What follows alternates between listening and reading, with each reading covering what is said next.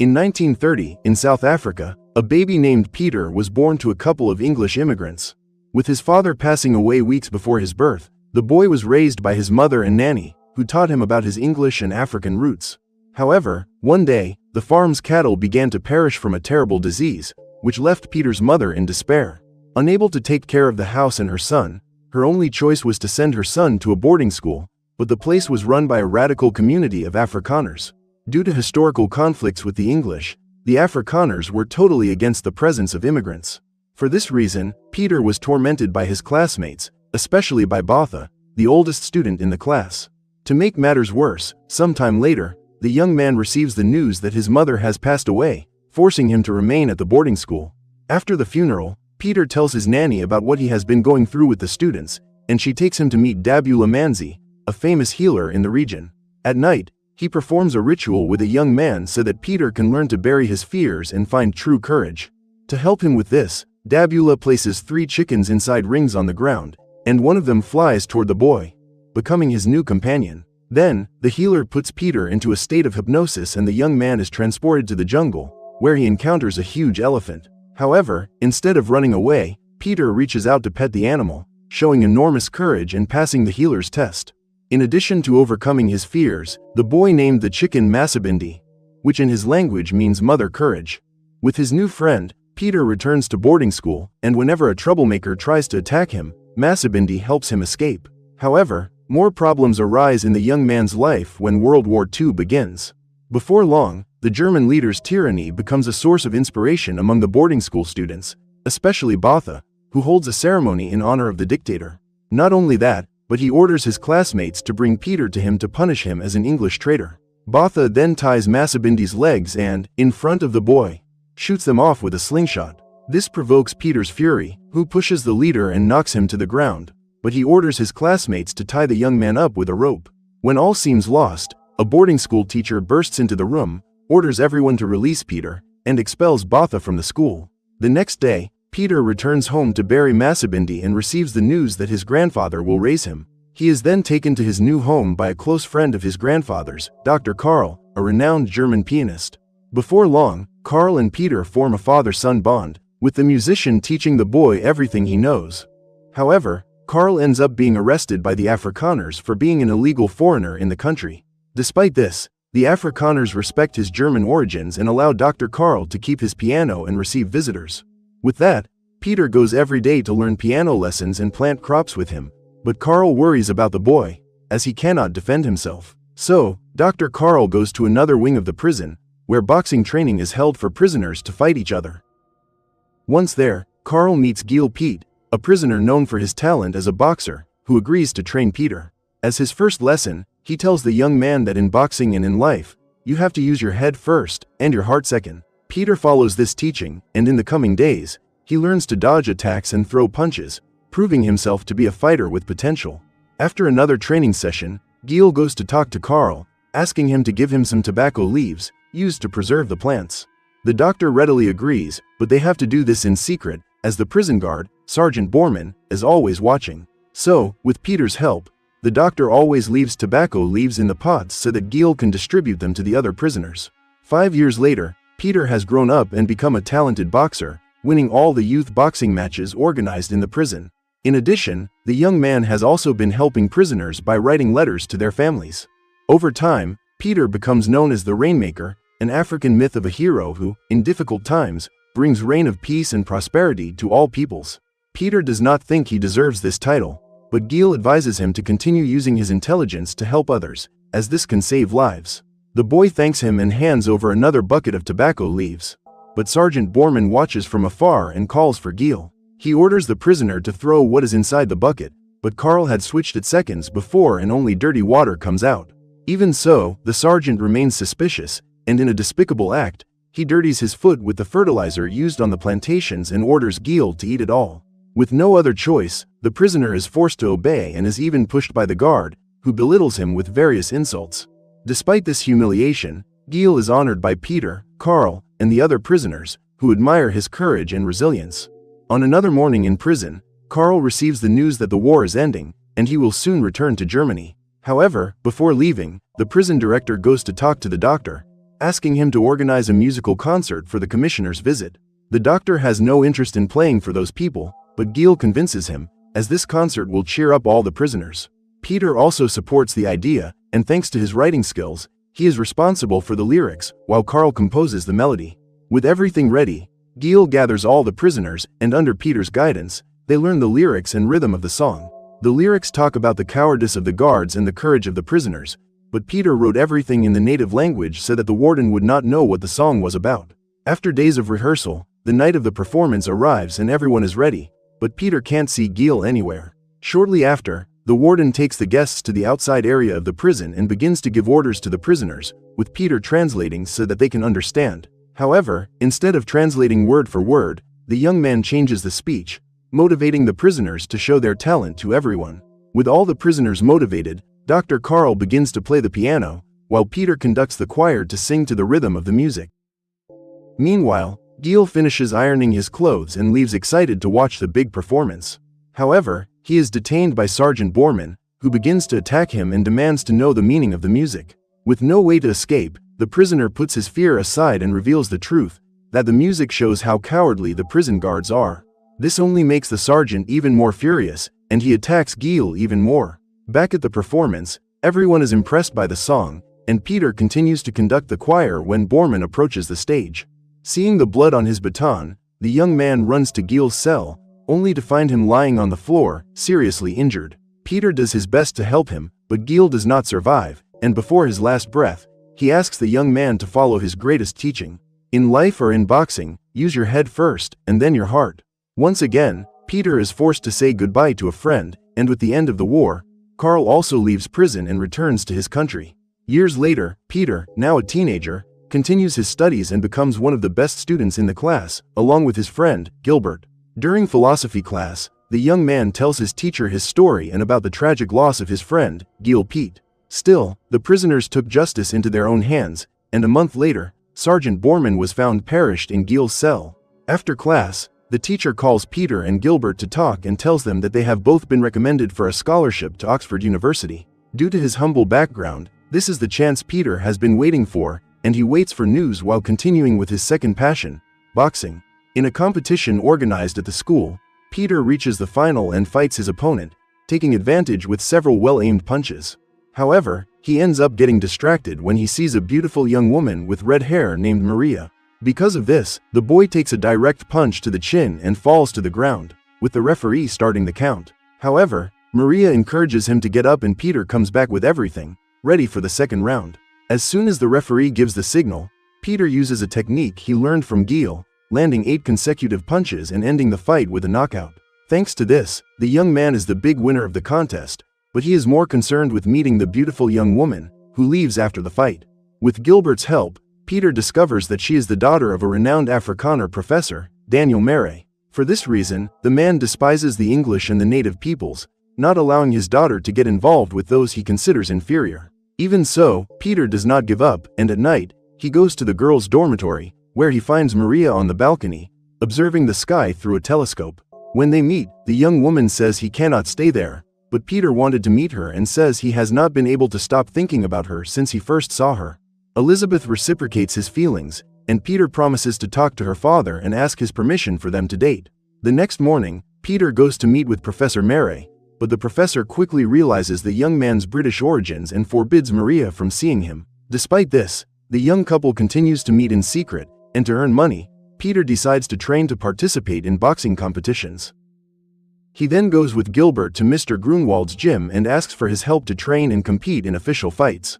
At first, the coach does not believe in the young fighter's potential, but Peter insists that he was trained by Gil Pete, a famous boxer in prison. Mr. Grunewald decides to put this to the test and holds a friendly fight with one of his students, but in a few minutes, Peter easily defeats his opponent. Everyone is impressed, including the gym's heavyweight fighter, and Mr. Grunewald promptly offers to manage the young man. Days later, he calls Peter and Gilbert to talk business, as he has secured an important fight in the Alexandra community. The fight's organizer is Elias, an old cellmate of Gil's who wants to introduce his most talented fighter, Gideon Duma. At first, Peter refuses the offer, as he knows that mixed fights are prohibited, but Gideon challenges him, as he already knows about the myth of the Rainmaker. Gideon wants to prove that these legends do not exist and that true strength lies in the people. So he proposes that the two fight in the ring, and if Peter wins, Gideon promises to support the myth of the Rainmaker and make him the symbol of the fight against the oppressive system. Seeing the importance of this fight, Peter accepts and the two agree to face each other in Alexandria. Upon learning about this dispute, Maria also decides to go and the two head to the community, with dozens of residents waiting for the big event. As soon as Peter and Gideon are ready, they enter the ring and the referee authorizes the start of the fight. Despite Peter's skill, Gideon proves to be an aggressive fighter and takes the advantage in the dispute, hitting him with several punches until he knocks the young boxer to the ground. Peter quickly gets up for a new round, but the result is the same and he can't find a gap in his opponent's defense. With the situation becoming increasingly critical, the fight goes into a break and Grunewald advises Peter to change his strategy and hit him in the stomach. The young man follows his advice, and as soon as the round begins, Peter attacks with a series of punches to Gideon's stomach. The fighter feels the blows, but retaliates with direct punches to the young man, until he hits his chin and knocks Peter to the ground once again. With this blow, the young man can barely open his eyes, and for a moment, he remembers the vision he had in the ritual with the healer. At that moment, Peter again sees the elephant coming towards him, but just like before, the young man is not afraid and faces his fears. Just as he did years ago, Peter rises to the challenge and challenges Gideon to one last round. Following the teachings of Grunewald and Giel, he continues to land punches to his stomach and ends the fight with his sequence of 8 punches. Gideon falls to the ground and the referee begins the count, but the boxer is unable to get up and Peter is declared the winner. Everyone around is completely silent, but Gideon gets up and, in an honorable gesture, raises Peter's arm and names him the true Rainmaker. After the fight, Peter takes Maria back to the dorm, but before leaving, the young woman invites him to the prom. She intends to tell her father everything, and even if he refuses, she will take Peter as her date. The young man readily accepts the invitation and leaves, unaware that a police officer is watching him from afar. It is revealed that Professor Mere asked the police to keep an eye on Peter, as he will not allow him to get involved with his daughter. Another day passes and Peter goes to Alexandria to meet Gideon, with the two running and training together around the city.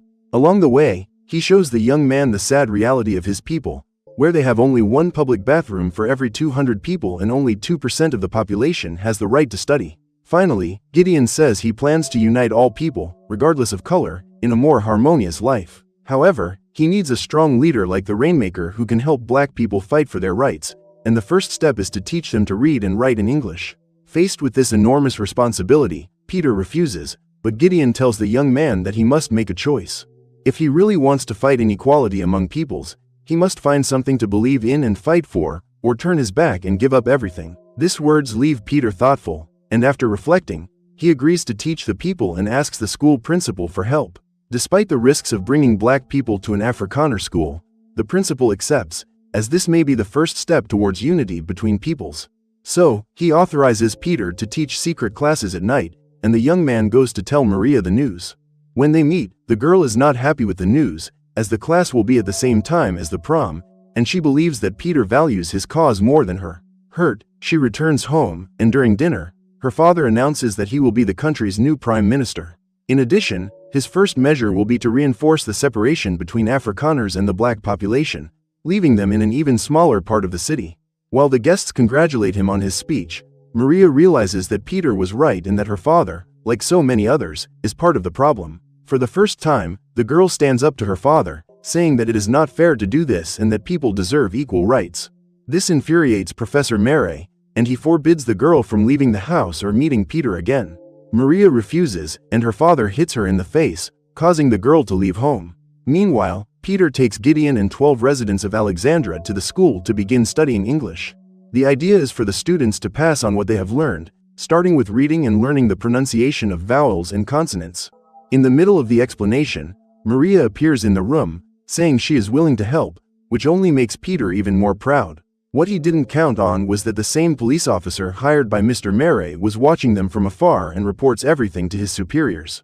Because of this, the next morning, Peter and Gilbert find out from the principal that the school will be closed indefinitely. The young man is upset and looks disapprovingly at the police officers.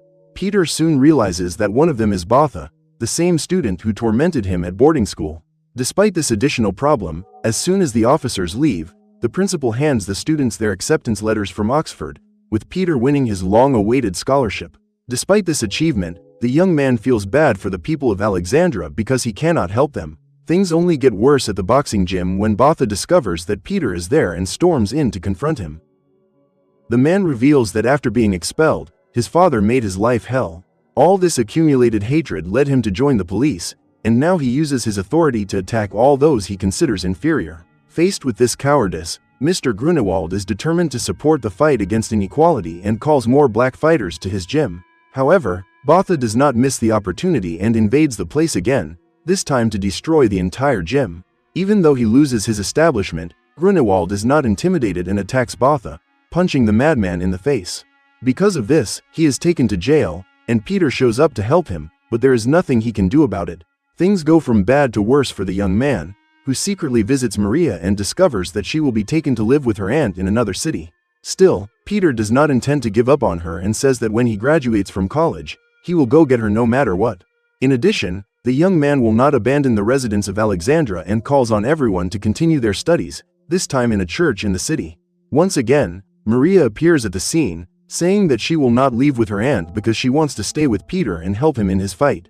The couple then gets together to help the students, but outside the church, everyone hears the sound of cars parking. Seconds later, Botha and a battalion of police officers storm the place and announce the arrest of everyone, under the pretext that they are desecrating the church. Peter begs for the women to be spared, but the sergeant orders everyone to be taken into custody. Seeing that there is no way to stop them with words, Peter and the others try to resist by force and confront the police, who retaliate with their batons.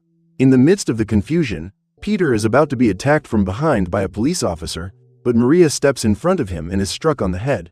Unfortunately, the young woman falls to the ground, already lifeless, and, overcome with rage, Peter loses control and confronts the police officers. The confrontation ends tragically, with Maria losing her life. The next day, her parents hold a wake for her. During the funeral, Peter and the school students go to the cemetery, but when he sees the young man, Professor Mare grabs a shovel and advances toward him. Peter does not try to react, but the teacher stops the attack when he hears voices singing around him. Looking back, Mr. Mare is surprised to see the residents of Alexandria singing in tribute to the young woman who lost her life unjustly, but fighting for a noble cause.